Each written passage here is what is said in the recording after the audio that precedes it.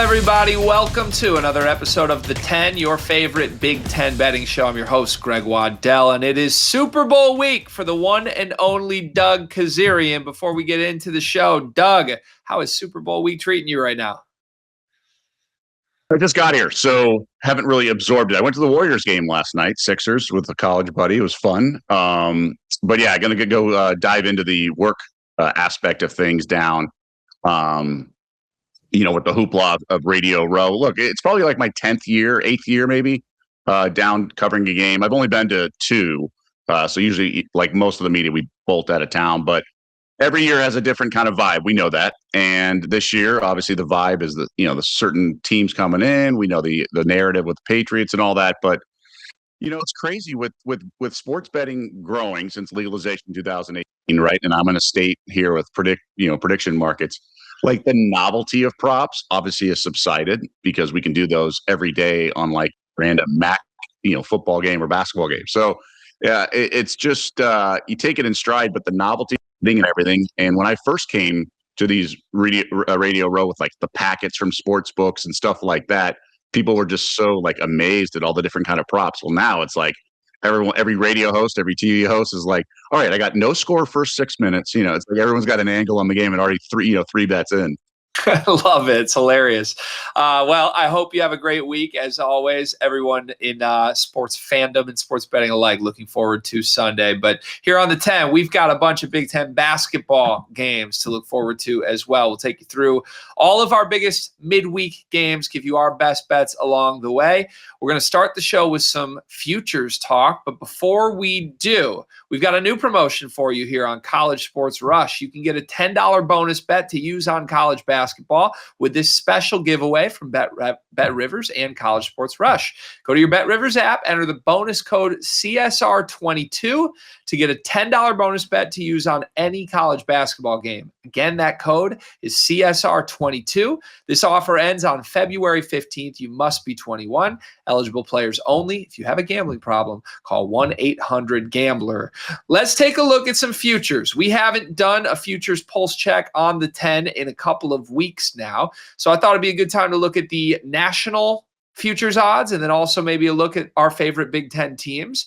It's been the story of the year. 2 teams atop this sport, Arizona and Michigan. They've sort of fluctuated in terms of who has been the betting favorite to win the national championship. As we sit here today, Arizona has reclaimed that top spot, just over 4-1 odds. Michigan not far behind at plus 450. Duke is third, 6-1. Anybody else nationally, 11-1 or longer. Doug, do you think this feels like the appropriate value, kind of Arizona and Michigan in a tier alone at the top of this sport?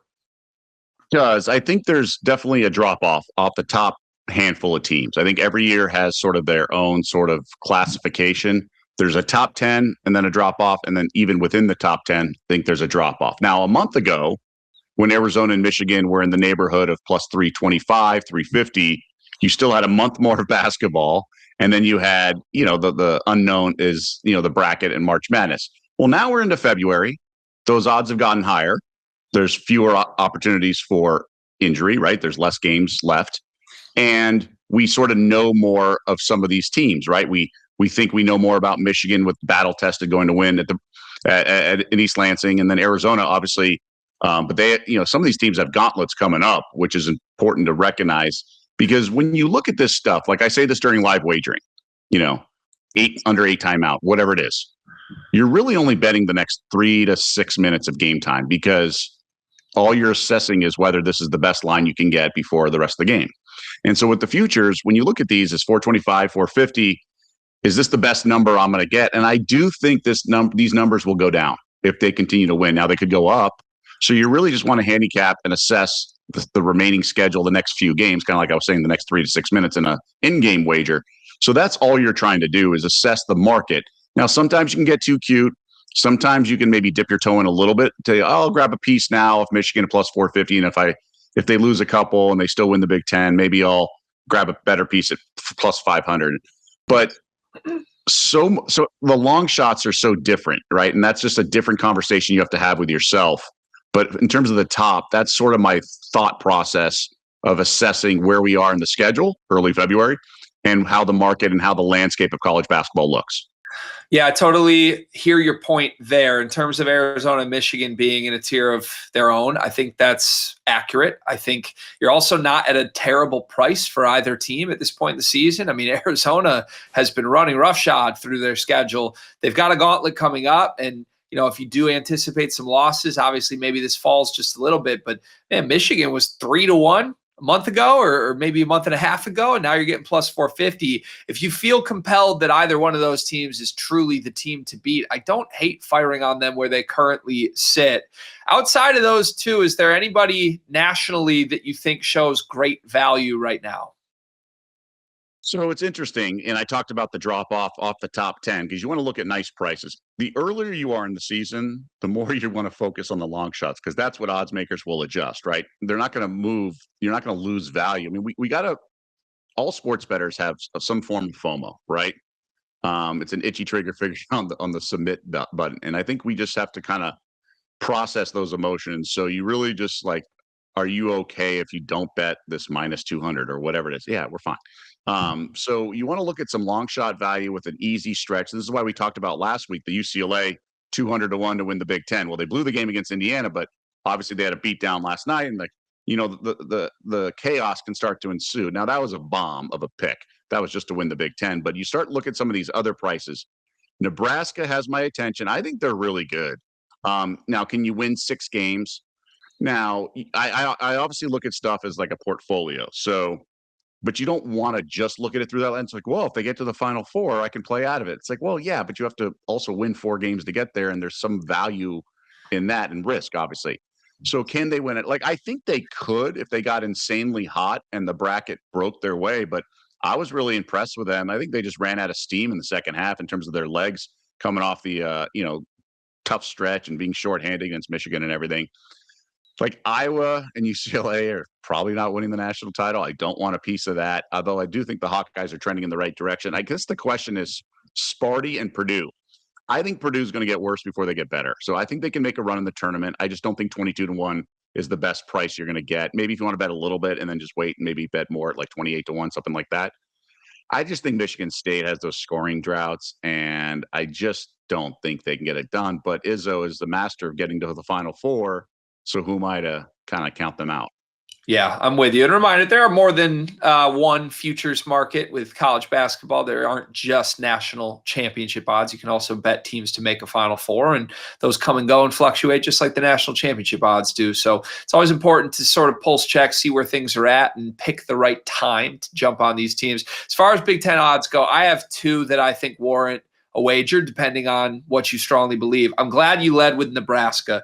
At 32-1, I think that's a great one to add to your portfolio right now. I think they substantiated that they are a real contender, even in this 2-loss week. To almost beat Michigan without Mast, without Braden Frager, who we saw how important he is when he returned against Illinois with 20 off the bench. I mean, that's a remarkable performance on the road in Ann Arbor. Against Illinois, they're up 6 at halftime. They make 11 threes in that first half. They've got this spurt ability that certainly could just win them a game in March when needed if they get hot. But I think the important thing with Nebraska, it's not gimmicky. They've had the number 1 defense in all of college basketball since December 1st. This is real. This scheme is hard to prepare for. It's unlike anything else that you see. And in the Big Ten, teams that have seen it before, Hoiberg's been running this for a couple of years. It's a little bit easier just because you know what's coming. In a 2-day turnaround in the NCAA tournament, man, if Nebraska can just win that first game of each weekend, I think this is one of the more difficult preps for any opposing team to come up against. So I love their chances to make a deep run in March at 32-1. I think it's a great time to fire right now. The other one that I think you could make an argument for, Illinois, I believe they're about 14-1 right now. I think there's a world that Illinois is what people think this Michigan team is right now. Like, there's a world that they are the biggest threat to Arizona, if not the best team in all of college basketball. Now that they've kind of understood what Keaton Wagler really is here, there's a world to me that they just run through the rest of this conference play. They get Kylan Boswell back later in the conference play, and we look up at the end of the year and they're 7-1 to win the national championship. The schedule isn't necessarily conducive to it. They go to Michigan State this weekend, so maybe you want to wait that one out depending on how you feel about it. But any thoughts on the Illini, Doug? That's a great call. The metrics really favor them, right? Top ranked offense in the country with the size and the open shots. It's really dynamic to watch them play. And then they picked apart Nebraska. Obviously, they had the much bigger size advantage, but the defense has been really impressive. I liked how Nebraska was getting those threes off. Underwood made some adjustments, and then Nebraska couldn't hit a three in the second half. Now, some of that was just tired legs, but he knows what he's doing. And we saw that earlier in his career. And I think I even said it to a buddy about a couple months ago, just basically saying I've been like kind of disappointed with Underwood. I just thought so highly of him as a coach and some of the lack of adjustments and things like that. But I think we're now seeing that he's got sort of the his hands on the puppet strings, right? He knows what he's doing. He knows what he has with each guy. And I do think he's maximizing his talent, and he can kind of beat you different ways. And I think that's really important for a championship contender.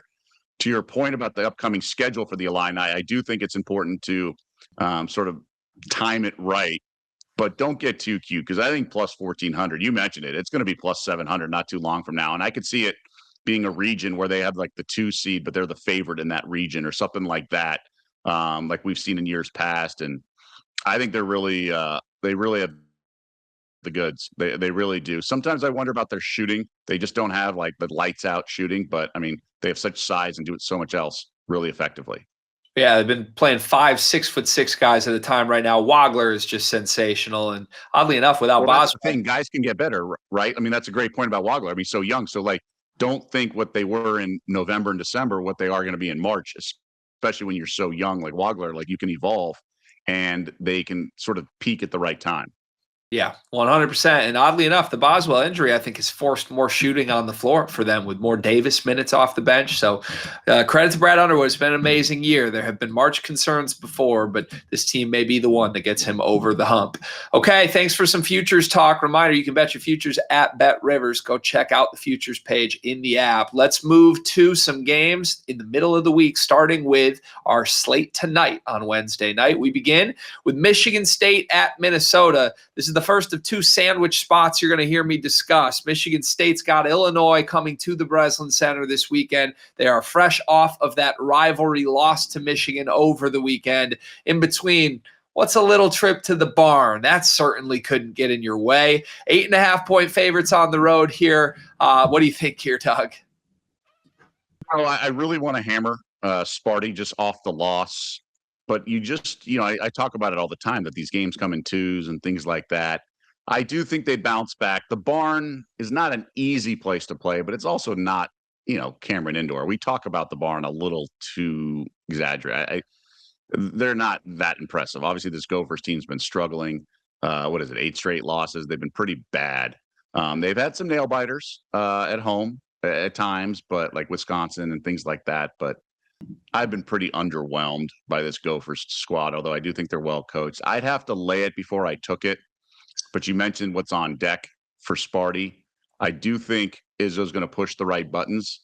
I think he's not a huge fan of May and what Michigan did to them, but I just wonder. I just don't know. I don't feel confident with what I'm getting with the Spartans, so I'm going to pass here. But it would be Sparty or nothing. I'm going to get cute here, and I'm going to play Minnesota first half in this game. I do think the spot is treacherous for Michigan State, but more importantly, I think Nico Medved's team has been pretty phenomenal out the gates in Big Ten play. Even in this losing streak, they've led at the half more often than not. They were up 18 points on Wisconsin 2 games ago. They led Nebraska by 6 before falling apart in the second half, tied with Illinois at halftime before losing by 10. And then the first game of 2 against Wisconsin, they led at half as well before melting down late. I don't know what it is, because I think Nico Medved's a pretty darn good ball coach. I just think this team really doesn't have enough talent. I don't think they have the answers to sustain a 40-minute basketball game. I think Medved puts together some amazing game plans that give his team every shot to win these games. And then over 40 minutes, they kind of just can't execute on it. So for me, again, Michigan State coming off of that emotional loss, that's certainly hanging over them. I don't know how they don't look ahead a little bit to this Illinois game. I believe they've lost 2 of their last 5 at the barn outright, even though Minnesota hasn't had a coach like Medved recently. I think the Gophers can make this interesting for 20 minutes, and that will be my play in this game. To the second team involved in this sort of sandwich spot situation here, Illinois playing host to Northwestern before going to the Breslin Center this weekend, fresh off of their huge victory in Lincoln against Nebraska. Northwestern plus 15.5 here. Our total is 150.5. What do you think? I think I think I have to grab the Purple Cats in the first half. So I got to take a page. I just think it's a giant flat spot for Illinois, right? Huge win on Sunday, big game on deck. Little old Northwestern, who's nice, who conveniently is off a bad performance, right? So that I like in this regard, right? They got the win against Penn State, didn't show up against Washington, all things considered, and now they're going to fly under the radar. So I think I got to grab it with the Purple Cats on the road. I don't love it, but that's the only way I can play this. It's a big number, all things considered. And I'm all for fading. I faded Duke yesterday. Carolina did not get there eventually the other night ahead of the big games. So fading Illinois ahead of a big game with, 8.5 points in the first half, I think that's the only way to roll for me. It's the only way I would play Northwestern in this game, and it's straight out of what we just talked about in the Minnesota-Michigan State game. Spot-wise, I think that warrants a bet alone here. I'm actually going to take Illinois to cover, though, and part of it is, like I mentioned in the future segment, I think this team's playing better basketball than anyone in the country right now. To me, a flat performance from Illinois in this game probably still looks like a 20-point victory with a run out in the second half. Now, would I love for Northwestern to make it interesting early and cover, and then Illinois create separation so we can both cash? I think that's honestly a very likely outcome here. But, I looked back at that Northwestern-Illinois game the first time these two teams played. Illinois only wins by 11 at Welsh Ryan Arena. The most confusing part of that game is that Illinois only out-rebounded Northwestern by 3. It makes no sense to me. Illinois is top 10 in both rebounding categories, and Northwestern is outside the top 250 in both. If there was ever a game for them to beat up an opponent on the boards for Illinois, it's this one. I just think they'll be able to do that at home, and if they just live up to what the profile says they are, they should score at will with second chances in this game. It also warrants noting Northwestern's personnel is quite a bit different than it's been at various points this season. They've worked a couple freshmen into the lineup that weren't playing much earlier in the year. Kind of feels like a spot where there's going to be some attrition through the transfer portal, and Chris Collins is turning to a young core, trying to break them in. I don't think that's going to go overly well against the elite of the elites in this league. And to me right now, that's what Illinois is. One more game on Wednesday night here. It's Iowa concluding their West Coast trip at Danny Sprinkle's Washington Huskies. It's the Hawkeyes favored by 2.5 here. Washington money line is plus 112 if you want to back the home team. The total is 139.5. Right on the road with the Hawkeyes. I just think they're trending in the right direction. Now, they obviously had a strange game the other day with USC where they were down, then they were up 18, I believe it was, and hung on to win by 1. Got a questionable foul called and things like that at midcourt. So I know it's not as simple as like, oh, they've won 4 straight. I just think they're going to be ready for this game because I like their coach. I think they're peaking at the right, early in the season, they had trouble sort of figuring out how this ebb and flow of the conference is going to go. And I like Washington. I don't love them. I would imagine they bounce back, they play okay here, but I just think Iowa's got too much shooting, but the size advantage obviously is going to be something to consider. It's a big moment for Ben McCollum early in year one here, and I think he's an amazing coach. I'm impressed with what he's done through this point, and I think I don't really want any part of fading Ben McCollum in a moment like this where he could kind of have a first feather in his cap as Iowa's head coach. I feel the exact opposite about Sprinkle. I mean, I really like this Washington roster, but I have no idea what Sprinkle's trying to do with it any given game. It feels like there's not much of a cohesive plan. They kind of just, want to out-talent you, out-athlete you, and beat you up down low. But there's a lot of shots from guys that aren't shot makers every single game in the half court from Washington. And I don't think you can deprioritize possessions against an Iowa team that limits possessions and wants to play such a slow tempo and always makes the right decision. So, look, I think Washington is the more talented team. I think a second game of a West Coast trip is always a scary spot. I ultimately have to stay away from it because of that, but I have a feeling I might be kicking myself for not backing the head coach that I believe in quite a bit more at a short number in this game.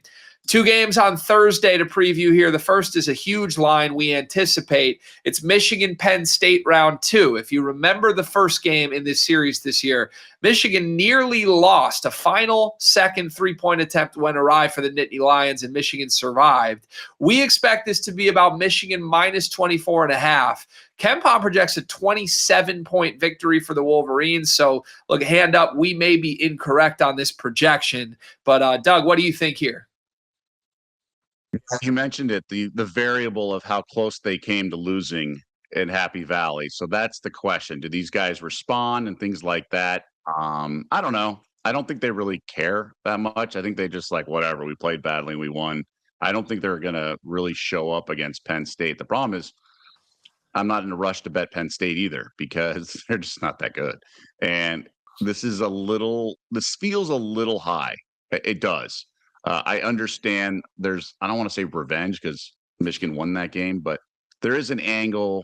I just don't think it's that substantive. So the key for me is Penn State's off a win. So I just don't think I think they kind of know what's coming here. So I just lukewarm pass here. I guess I would grab the points, but I just think Penn State's expected to get drilled here. Yeah, my gut says if the number really is around 25, I would probably blindly take the points with any Big Ten opponent against Michigan right now. It's just been so long since we've seen a true 30-plus point drubbing from the Wolverines. I mean, you have to go back to the beginning of December to really find those types of games. At the same time, I do expect Michigan to respond. In terms of emotional handicapping, I do wonder what that victory in East Lansing is going to do to this team. I could see a world where there's a little bit of an exhale almost. And, we've kind of gotten through the big thing we needed to prove. Now we can just play free. We're really talented and we've remembered who we are. At the same time, that's also something you could talk me into being a letdown spot. Okay, we had this huge emotional win. Now it's Penn State. Who cares? So I don't know. It's a lot of points in terms of what our projection is. There's not a lot of reason in terms of profile to believe Penn State can hang. One of the more confusing outputs of the season for me was when Merez Johnson and Adai Mara combined for 10 points against a Penn State defense that ranks in the 200s in 2-point percentage defense this year. So I think the play for me here is going to be Penn State team total under. Caden Mingo is back, and I honestly think he hasn't been a huge help to their offense against a Michigan defense that is so good at protecting the rim. I just think a downhill driving, non-shooting point guard is kind of running into a wall. And remember, he didn't play in that first game. Part of Penn State's success, in my opinion, was Michigan had scouted for a non-shooting point guard. They ended up with a bunch of shooting on the floor in that game. So that still hit the Penn State team total under by a point, by the way. I remember because the buzzer beater went awry and my bet cashed. We'll have to see what it comes out as when these lines come out, but I think that's my angle here. One more game to preview for Thursday. It's Ohio State at Maryland. The Buckeyes, we project -6.5 on the road at the Terrapins. Totals 150.5. We keep saying it. Jake Diebler needs some big resume wins. He won't get one here, but maybe this is a must-win for Ohio State in the other direction. If you lose this, I think your NCAA tournament hopes are dashed. What do you like, Doug?